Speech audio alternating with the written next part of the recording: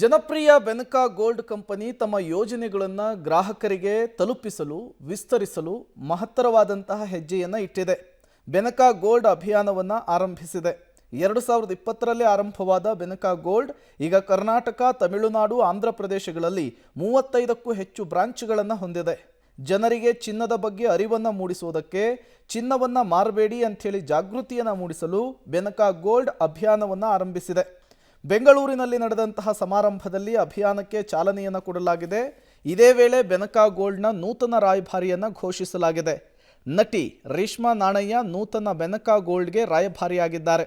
ಈ ಬಗ್ಗೆ ಹರ್ಷ ವ್ಯಕ್ತಪಡಿಸಿರುವಂತಹ ರೇಷ್ಮಾ ನಾಣಯ್ಯ, ಬೆನಕಾ ಗೋಲ್ಡ್ ಕುಟುಂಬ ಸೇರ್ತಾ ಇರೋದು ಖುಷಿ ತಂದಿದೆ.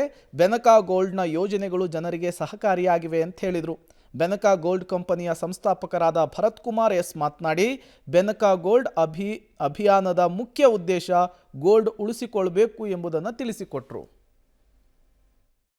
To be the face of Benaka gold company, ಯಾಕಂದರೆ ಅವರ ಒಂದು ವ್ಯಾಲ್ಯೂಸ್ ಆಗಲಿ ಅಥವಾ ನನ್ನ ಒಂದು ವ್ಯಾಲ್ಯೂಸ್ ಆಗಲಿ ಇಟ್ ಅಲೈನ್ಸ್ ಟುಗೆದರ್.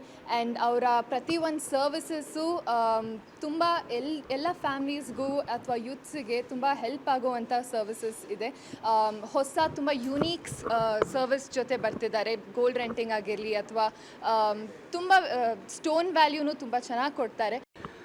2020ಇಂದ ಹಿಡಿದು 2020ಇಂದ ನಿಮ್ಮೆಲ್ಲ ಸಹಕಾರದಿಂದ ಒಂದು ಉತ್ತಮವಾದ ಸಮಾಜಕ್ಕೆ ನಾವು ಕೊಡುಗೆಗಳನ್ನ ಕೊಟ್ಟಿದ್ದೀವಿ. ಇದೇ ರೀತಿಯಾದಂತಹ ಇನ್ನು 2025ರಿಂದ ನಾವು ಮುಂದೆ ಇದೇ ರೀತಿಯಾದಂತಹ ಎಕ್ಸ್ಪೆಕ್ಟೇಷನ್ಸ್, ಗ್ರಾಹಕರದು, ಕಸ್ಟಮರ್ಸ್ಗಳದ್ದು ಎಕ್ಸ್ಪೆಕ್ಟೇಷನ್ಸ್ ಏನಿದೆ ಅದು ನಾನು ಮೀಟ್ ಮಾಡೋದಕ್ಕೆ 100% ನಾನು ಪ್ರಯತ್ನ ಪಡ್ತಾ ಇದ್ದೀನಿ.